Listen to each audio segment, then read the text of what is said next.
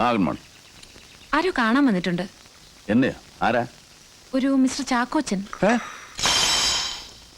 അവൻ പഴനിന്നാണെന്നും പറഞ്ഞ ആൾ നമ്മളെ വിളിച്ചത്. ആളെ കാണാണ്ടായപ്പോ നമ്മളെ ജോസൂട്ടിനെ വിട്ടിട്ട് അവിടത്തെ പോലീസ് സ്റ്റേഷൻ മുഴുവൻ തിരക്കി.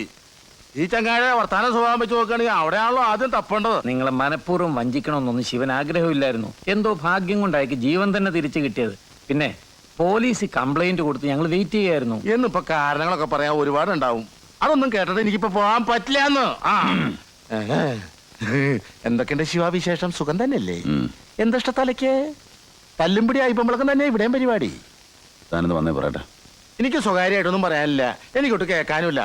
ഹൈ, നമുക്ക് ഇവിടെ ഇരുന്ന് സംസാരിക്കാമല്ലോ. തോനെന്ന് പാടൂ. ഹൈ, അത് വേണ്ടെന്ന്.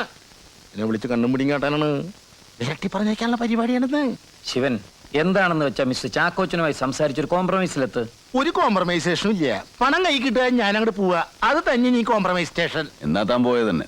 മേജർ സാർ കേട്ടല്ലോ, ഇതാണ് ഇയാളുടെ ഒരു ലൈൻ. ഞാൻ കടന്നെന്ന കാശ ചോദിക്കണത്. ദാനത്തിനോ ധർമ്മത്തിനോ വന്നതിനടുത്ത് കൈ നീട്ടല്ല. ചാക്കോച്ച ആകെ ഉണ്ടായിരുന്ന കാറ് കരക്കാർ കൊണ്ടുപോയി. മേലോട്ട് നോക്കി നിൽക്കുക ഞാൻ. ഈ അവസരത്തിൽ താമന്ന് പൊല്ലാപ്പുണ്ടാക്കാതെ. അപ്പൊ നീ എന്നോട് കാണിച്ചത് പോക്കിരുതരല്ലോടാ. കാറൂല, കാശൂല, ആളുടെ വിവരമില്ലാന്ന്. ശിവ, എന്റെ നാക്ക് ചീത്തേട്ടോ. തന്റെ പല്ലുകൂടെ ഞാൻ ചീത്തയാകാം. ചാക്കോച്ച, ഇതാ 10,000 രൂപയുണ്ട്. തൽക്കാലം നമുക്കൊരു സെറ്റിൽമെന്റിലെത്താം. ബാക്കി പണം 1-2 മാസം ഞാൻ തന്നെ തന്നു തീർത്തോളാം. അല്ല സാർ, പണം ഞാൻ കൊടുത്തോളാം. സാറങ്ങൾ തന്നേ. അവനങ്ങനെ പലതും പറയും. അതൊക്കെ നടപ്പില്ലാത്ത കാര്യങ്ങളാണ്. അപ്പൊ ബാക്കി പണത്തിന് ഞാൻ എപ്പോഴാ വരണ്ടേ? തന്നെ ഇങ്ങോട്ട് കെട്ടിയെടുക്കണ്ട, ഞങ്ങൾ അങ്ങോട്ട് എത്തിച്ചോളാം. എന്നോട് ചോദിച്ചില്ല. ഇഷ്ട ഇത് ഞാനും സാറും തമ്മിലുള്ള ഇടപാടാണെന്നാ. 2 ഇൻസ്റ്റാൾമെന്റ് ആയിട്ട് ഞാൻ നിങ്ങളുടെ പേരിൽ അയച്ചേക്കാം. ഇവിടം വരെ വരാൻ ബുദ്ധിമുട്ടുണ്ടല്ലോ. എനിക്ക് എന്തുട്ടാ ബുദ്ധിമുട്ട്? അടുത്ത തവണ ത്രേസ്യമയും പിള്ളേരെയും കൂട്ടിയിട്ട് ഇങ്ങോട്ട് വരാമെന്നാ. നമുക്കൊന്ന് ജോളിയാക്കാലോ. അല്ലേ ചേർത്തി?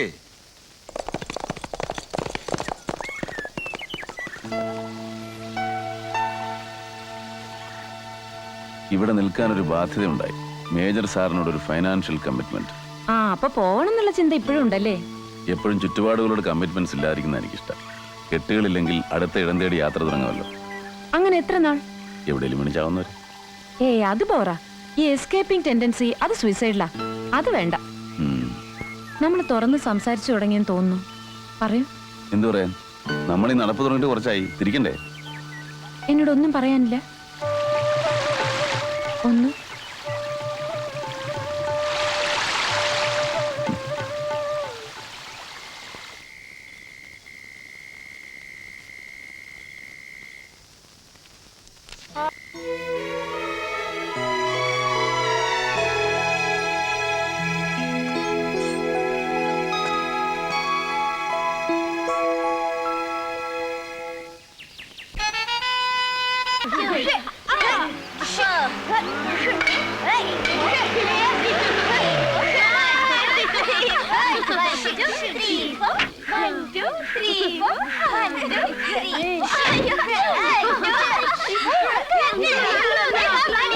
ഹലോ, എന്താ തേനീച്ചക്കൂട് മുഴുവൻ ഇളകി വന്നിട്ടുണ്ടല്ലോ.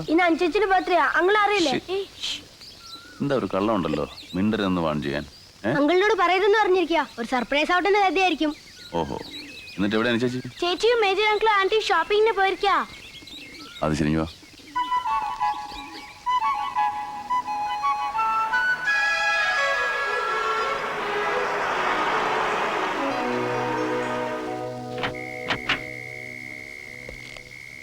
കറണ്ട് ഇല്ലേ? കുട്ടികളെ ഒന്നിനും കാണുന്നില്ലല്ലോ. നമ്മൾ ലേറ്റ് ആയപ്പോ തിരിച്ചുപോയി കാണും. ആകെ ഇൻവൈറ്റ് ചെയ്ത അവരെയാ. ശിവനെ ആണെങ്കിൽ സർപ്രൈസ് ആവട്ടെ എന്ന് അറിയിച്ചില്ല. ഡോറ് തുറന്നു കിടക്കുക.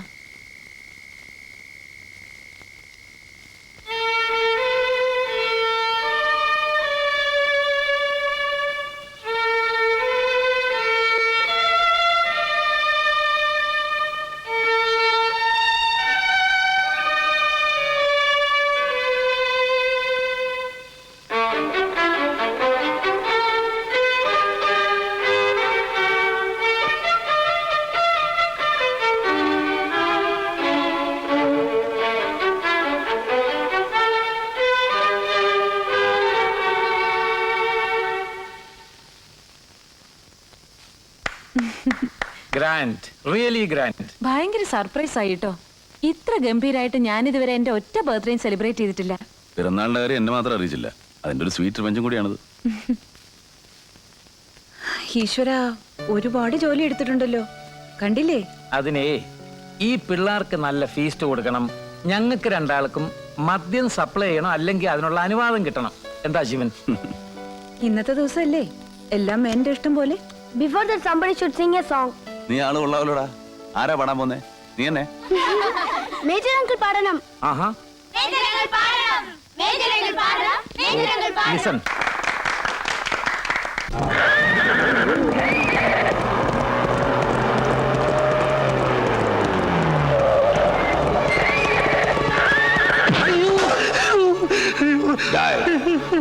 நீங்க தானடா அந்த பரதேசி நாய தலைமையில தூக்கி வச்சுட்டு ஆடினீங்க.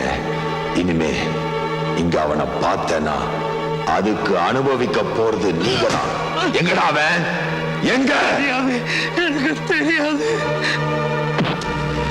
ஏண்டா உன் தங்கச்சி தொழிலை நிறுத்திட்டு பத்தினி ஆயிட்டாளா? எல்லாம் அவன் உபதேசமா? என்ன தைரியம் இருந்தா அந்த கண்ணம் பயல எனக்கு தெரியாமலேயே வீட்டுக்குள்ள ஏத்திருப்ப. എച്ചൽ പട്ടി പോലെ മനുഷ്യനെ തല്ലുന്നു. നീ ആരാ?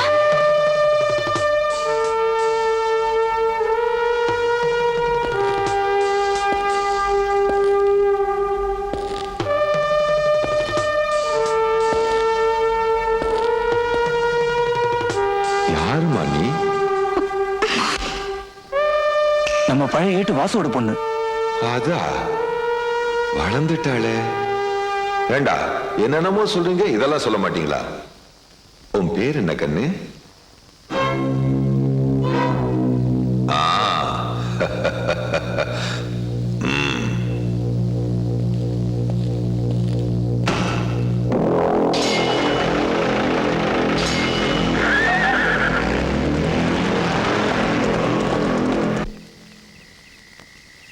കേട്ടോ ശേഖര, ഞാൻ ഇവളോട് പറഞ്ഞു നീ കുറച്ച് ദിവസം രാധയുടെ ഓടെ നിൽക്ക്. അറ്റ്ലീസ്റ്റ് ഒരു ചിക്കൻ കറി ഉണ്ടാക്കാൻ ഒന്ന് പഠിക്ക്. ഒരൊറ്റ ഫ്രണ്ട്സിനെ വിട്ടുവിളിച്ച് അല്പം ആഹാരം കൊടുക്കാൻ പറ്റുന്നില്ല. നാണക്കേട്. അത്ര നിർബന്ധമാണെങ്കിൽ ഫ്രണ്ട്സിനെ ഹോട്ടലിലേക്ക് വിളിക്കണം. ഇത്രയും കാലം തൊടില്ലാന്ന് വെച്ചത് ഇനി പഠിക്കാനൊന്നും വയ്യ. എന്റെ വിധി, പെണ്ണ് കാണാൻ വന്നപ്പോ ഞാനിതെല്ലാം വിശദമായിട്ട് തിരക്കേണ്ടതായിരുന്നു. അല്ല, ഇനി എങ്ങനെയാ തിരിച്ചുപോക്ക്? ഇവിടുത്തെ വണ്ടി പോവാന്നേ. വേണ്ടപ്പാ, ഞാൻ ജീപ്പ് കൊണ്ടുവരാൻ പറഞ്ഞിട്ടുണ്ട്. താൻ പ്രശ്നമാക്കണ്ട, ഞാൻ കൊണ്ടുവിടാം. എന്താ അനുമോളെ, നമുക്കൊരു ഡ്രൈവുമായി. അങ്കിൾ, ഒരു വെഹിക്കിൾ വരുന്നുണ്ട്. ഞാൻ പറഞ്ഞില്ലേ.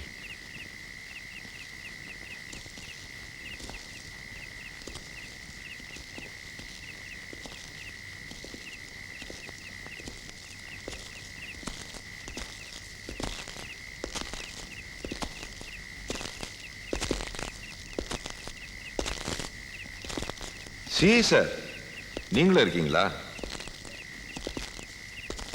மேஜர் சாருக்கு என்ன தெரியாது? ഇല്ല. ഇത് രംഗൻ. ரெங்கண்ணன். ஊர்ல எல்லாரும் என்ன அப்படிதான் கூப்பிடுவாங்க. நான் யாரையாவது வீடு தேடி பார்க்க வந்தா ஒண்ணு அவங்க தப்பு பண்ணிருக்கணும், இல்ல நான் வம்பு பண்ண வரணும். ഇപ്പൊ വന്നതിന്റെ ഉദ്ദേശം? எனக்கு பிடிக்காத ஒத்தனை நீங்க இங்க தங்க வச்சிருக்கீங்க. இனிமே அவ இங்க இருக்க கூடாது. அதுதான் உங்களுக்கு நல்லது. இத நான் ஏன் சொல்றேன்னு சிஐ சாருக்கு புரியும். ആരെ താമസിപ്പിക്കണം, ആരെ ഇറക്കി വിടണം എന്ന് എനിക്ക് നന്നായിട്ട് അറിയാം. ഇപ്പൊ താൻ ഇറങ്ങി പോണം. மேஜர் சார் அறிவில்லாம பேசுறார். சிஐ சார் கொஞ்சம் சொல்லி கொடுங்க. രംഗൻ, நீங்க இப்ப போங்க, நம்ம அப்புறம் பேசிக்கலாம். இந்த விஷயமா மறுபடியும் என்னை இங்க வர வைக்காதீங்க. வரட்டுமா?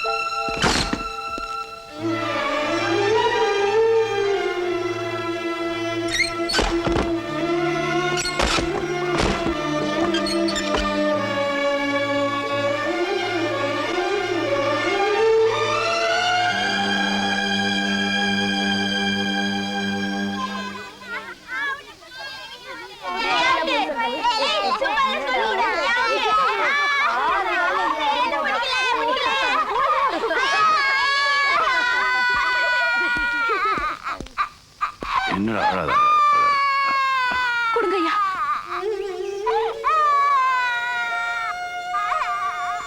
இப்படி செய்யறதால கடவுளுடைய கோபத்துக்கு நாங்க ஆளாகும்னு தெரியும். ஆனா ரெங்கண்ணனுடைய கோபத்திலிருந்து தப்பிக்கணும் இல்லையா? வேற வழி தெரியல. பரவாயில்ல.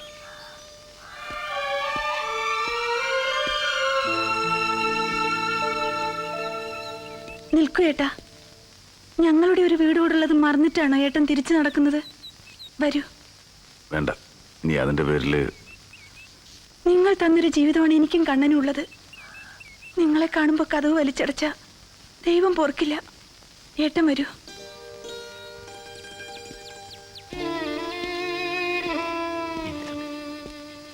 ചായപ്പനോട് ഉണ്ടേ. രംഗണ്ണൻ ഇന്നലെ ഇവിടെ വന്നെന്ന് വിറപ്പിച്ചിട്ട് പോയി. നിങ്ങളെ വീട്ടിൽ കയറ്റുന്നവരുടെ പള്ളിക്ക് കയറ്റുമെന്നാ പറഞ്ഞ്. നിനക്ക് പേടിയുണ്ടോ? ഉണ്ടിട്ടേ വിടുള്ളൂ കേട്ടോ. ഞാൻ അരിയിട്ടു. ഉഷയുടെ എന്തെങ്കിലും കള്ളം പറഞ്ഞു. ഞാൻ ഇറങ്ങാം. எப்போ வந்தீங்க? அதுக்குள்ள கிளம்பிட்டீங்க? இறங்காரு பின்ன இறங்கண்ணா. அப்புறம் வரீங்களா? இன்னைக்கு கூட உங்களை பார்க்கலன்னா நானும் உஷாவும் மேஜர் சார் வீட்டுக்கு வரலான்னு இருந்தோம். ஒரு நிமிஷம், சாப்பாடுக்கு என்ன பண்ணியிருக்கான்னு தெரியல. அண்ணே, அண்ணனுக்கு ஆர்முகம் வீட்டில் இருக்கும்ல? இருக்கும். டேய் ராஜப்பா, உங்ககிட்ட சொன்ன இல்ல இவனை வீட்டுக்குள்ள விடக்கூடாதுன்னு. നീയൊക്കെ രണ്ട് കിട്ടിയാലേ പഠിക്കൂ അല്ലേ? അത് പുള്ളി വന്നപ്പം ഇവനെ താമസിയാതെ ഞങ്ങൾ പൊക്കും. നിനക്കൊക്കെ ഇനി ഇവിടെ ജീവിക്കണമെന്ന് ഓർത്തോ? என்னடா உங்களால பண்ண முடியும்? என்னடா நீ செய்ய? വേണ്ട വേണ്ട കണ്ണാ, കണ്ണാ വേണ്ട. விடுங்கண்ணே. அண்ணே என்ன விடுங்க. വേണ്ട കണ്ണ വേണ്ട, വഴകിന് அவங்க சொன்னது நீங்க கேட்கலையா? അവരെന്ത് വേണേലും പറഞ്ഞോട്ടെ, പറഞ്ഞെന്ന് കരുതി. നോക്ക്, എന്തെങ്കിലും കാണിച്ചു വെച്ച് അവളുടെ കണ്ണ് കലങ്ങാൻ ഇടയാക്കരുത്. നിന്റെ ദേഹത്തൊരു പോറലേറ്റ അവളെ സഹിക്കില്ല. എന്നെ കൊല്ലാനോ തിന്നാനോ ആര് വേണേ വന്നോട്ടെ, അത് ഞാൻ നോക്കിക്കോളാം. മനസ്സിലായോ? ഊണ് ഇന്ന് വേണ്ട മോളെ, ഞാൻ വരാം. ഇന്നെന്തോ